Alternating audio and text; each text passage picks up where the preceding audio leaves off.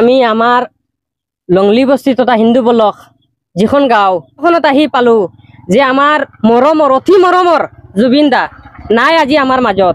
কিন্তু গোটেই গাঁওবাসী চাওক, আপোনালোকে নিজে চাওক, কেমেৰামেনে আপুনি দেখুৱাই দিয়ক, গোটেই গাঁওবাসী কান্দি আছে।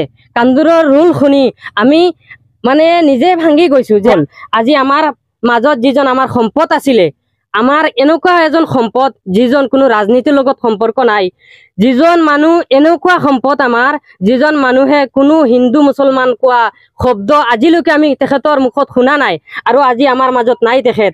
মনটো ভাঙি গৈছে। মই যে ভিডিঅ' বনাইছো মানে কম কেনেকুৱা আপোনালোকক, মানে মোৰ ভিতৰৰ সেই শব্দবিলাক আপোনালোকে নেজানে। এনেকুৱা মানে মই ফিল কৰি আছো আজি 3 দিন হ'ল, মানে এনেকুৱা ফিল কৰি আছো। আজি ৰাইজৰ মাজত আহিছো।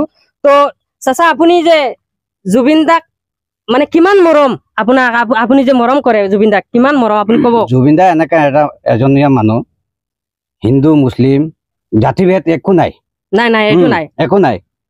তেখেত সব জাতি জনগোষ্ঠীৰ লগত মিলাপ্ৰীতি হিচাপত চলিছে। যোৱা শুকুৰবাৰ পৰা শুনিছো তেখেত আমাৰ মাজৰ পৰা নাই, কিন্তু আমি জানো তেখেতে অমৰ হৈ থাকিব, আৰু ওপৰৱালাই তেখেতৰ কৰে যে এইটো আমাৰ আশীৰ্বাদ। আৰু যে জনাইছে আমি এতিয়া আহিম, আৰু মুৰব্বী আছে আমাৰ ওচৰত, মুৰব্বী নজৱান যিমান আছে। আৰু জুবিন দা এনেকুৱা এজন যিজন মানে সৰুৰ পৰা একেবাৰে ডাঙৰলৈকে সকলো হৃদয়ত ইয়াত থাকে, ইয়াত জুবিন দা ইয়াতে থাকে। বহুত ডাঙৰ ডাঙৰ সকল আহিছে গৈছে, তেনেকুৱা মানুহে ফিল কৰা নাই। যিজন অসমৰ সম্পদ জুবিন দা, যেতিয়া শুনিছে মানুহৰ হাতত যদি কিবা দামীৰ পৰা দামী বস্তু আছিলে, সেই বস্তুটো হাতৰ পৰা পৰি গৈছে। আজি আহিছো আমি, আৰু এজন আমাৰ ডাঙৰী আমাৰ মুৰব্বী আছে, তেখেতৰ ওচৰত আহিছো। চাচা, আপনি যেন ও যে আমার গাঁওর যেত মানে আসন হুরু থাকি বড় সারারে সামনে সারারে লইয়া আইছি, আরও যে জুবিন দা আমরা যেন সামনে থাকি আজকে 3 দিন হয়ে গেছেন, তাই নাই। তো আমরা সারায় তানো লাগে দোয়া করি। আর হইবা আসলা খুব ভালো আসলা, তাই সারার লাগে আমরা মানে জিও আসলা, বুঝছো নি জিনিস ভাত হয়েছে। এখন গত শুক্রবার থাকি তাই নাই হয়েছে, আমরা তারার লাগে মানে আফসোস করি আর যে আল্লাহ তান শুকামনা খান করক।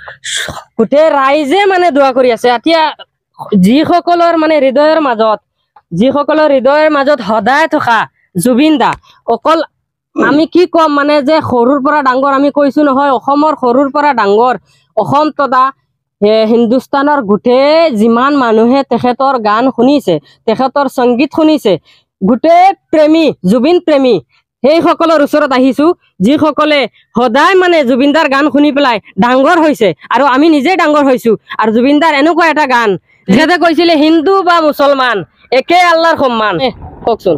আমরা তো জুবিনদা আমরা বহুত মরমর মানুষ আসলা, আর শুনিয়া শুক্রবারে আমরা তো একই না যে তাই মারা গেছেন বলিয়া এবুদুরি বুধই তাই আসন, আর একবারে মন একবারে দুর্বল হয়ে গেছে আর, বুঝছেন না। আর বহুত মরমর মানুষ আসলা তাই জুবিনদা, সবসময় তার গান চান আমরা শুনতাম, বালা পাইতাম, বলা লাগে যে তাই আমরা এবুদুরি আসন বলিয়া। গোটেই জাতিৰ মাজত লাগি আছে এনেকুৱা যে জুবিন দা এতিয়াও জীয়াই আছে।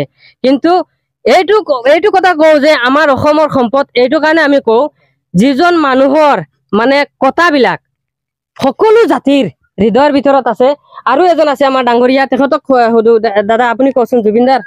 আমাৰ জুবিনদা বহুত ভাল মানুহ আছিলে অসমত, আৰু আজি 3 দিন হৈ গ'ল মানে জুবিনদা আমাৰ নাই শুনা পাইছো। মানে এনেকুৱা লাগি আছে যে মানে জুবিনদা এতিয়াও জীয়াই আছে, আমাৰ মৰমত আছে। আৰ এনেকুৱা লাগি আছে যে অসমৰ পৰা জুবিনদা যোৱা নাই এতিয়ালৈকে, আমাৰ অসমখন এটা সাইড ভাঙি গ'ল। মোৰ এনেকুৱা লাগি আছে যে জুবিনদা মই দেখি আছো, এনেকুৱা লাগিছে। আজিলৈকে, আজিৰ পৰা 10 বছৰ আগত মানে আমাৰ হোজাই বিহুতলী আহিছিলে, মই ৰাতি 12টা বজাত গৈছিলো। তাৰ গান শুনি মই বহুত ভাল পাইছো, আৰু জুবিনদাক মই ইমান ভাল পাওঁ মানে কি ক'ম। আৰু মোৰ হৃদয়টো ফাটি আছে এতিয়ালৈকে। মই ভাবি আছো যে জুবিনদা এতিয়ালৈকে জিন্দা আছে, মৰা নাই।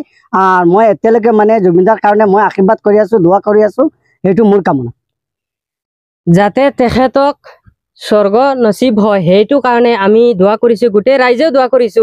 আৰু তেখেতৰ কাৰণে এনেকুৱা লাগি আছে যে তেখেত আজি 3 দিন হ'ল আমাৰ মাজত নাই। কিন্তু আমাৰ যে অসম বন্ধ হৈ আছে, আমাৰ অসমৰ ৰাইজৰ কোনো মনৰ ভিতৰত কোনো এটা হিংসা কোনো ধৰণৰ ভেদাভেদ নাই খেত দুখোৱাৰ আগতে এবাৰ কৈছিলে যে মই মৰাৰ পাছত 7 দিন অসম বন্ধ থাকিব সঁচা কথা ৰাইজে নিজে বন্ধ কৰি পেলাইছে কোনো মানে নিৰ্দেশ নাই যে আমি এই যে এনে নিজে বন্ধ কৰি দিছে মানে এনেকুৱা ৰাইজে খোৱাত বহিলে মনত লাগি আছে যেনেকৈ আমি জুবিন দাক দেখি আছো সন্মুখত খোৱাটো নিজৰ খোৱা যিটো খাদ্য সেইটো পেলাই মানুহে কান্দি আছে তেনেকুৱা মানে ৰাইজে ফিল কৰি আছে জুবিন দা লাগি আছে যেনেকৈ যে মানে আমাৰ অসমত এতিয়াও জুবিন দা জীয়াই আছে আৰু এটা কথা কম যিসকল তেখেতৰ লগত আছিলে সেইসকল যদি জুবিন দাক কোনো ষড়যন্ত্ৰৰ কাৰণে যদি কোনোবা জুবিন দাক কোনো এফেকশ্যনত পেলাই যদি মাৰি থাকে কোনো হত্যা কৰি থাকে কোনো ষড়যন্ত্ৰ থাকে সেইটোৰ উচিত বিচাৰ কৰিব লাগিব মুখ্যমন্ত্ৰী মোমাই ডাঙৰীয়া আপোনাক কৈছো আমি আৰু আমাৰ গোটেই ৰাইজেও কৈ আছো যদি কোনো কাৰণত যিসকল মানে আছিলে তেখেতৰ লগত সাগৰত গৈছিলে সেইটো কাৰণে আমি অনুৰোধ কৰিছো মুখ্যমন্ত্ৰী ডাঙৰীয়া যিসকল মানে যদি জড়িত থাকে তেখেতৰ কোনো ষড়যন্ত্ৰ কৰি পেলাই তেখেতক যদি হত্যা কৰি থাকে সেইসকলক শাস্তি দিব লাগিব মাৰা আৰু গোটেই যিমান অসমৰ ৰষ্টাৰসকল আছে গোটেই কণ্টেণ্ট ক্ৰিয়েটাৰসকল সকলোক কৈছো এইটো আমি মানে আমাৰ মুখ্যমন্ত্ৰী ডাঙৰীয়াক আহ্বান কৰিম সকলোৱে আহ্বান কৰিব লাগিব যে এইটো ন্যায় উচিত বিচাৰ হ'ব লাগে আৰু এইটো উচিত শাস্তি দিব লাগে হয়নে নাই এইটো ৰাইজেও কৈ আছে আৰু লাষ্ট মুহূৰ্তত আমি জুবিন দাৰ ওচৰত আহি কৈ আছো যে জুবিন দা হয় আপুনি নাই আজি আমাৰ অসমৰ পৰা আপুনি নাই কিন্তু আমাৰ অসমৰ যিমান জাতি আছে সকলোৰ মাজত সকলো হৃদয়ৰ মাজত আপুনি থাকিব সদায় আছিলে আৰু সদায় থাকিব ইনশাআল্লাহ সদায় সকলো জাতিয়ে আপোনাক হৃদয়ত ৰাখিছিলে আৰু হৃদয়ত ৰাখিব আৰু দোৱা কৰো যাতে জুবিন দা যাতে স্বৰ্গ পায়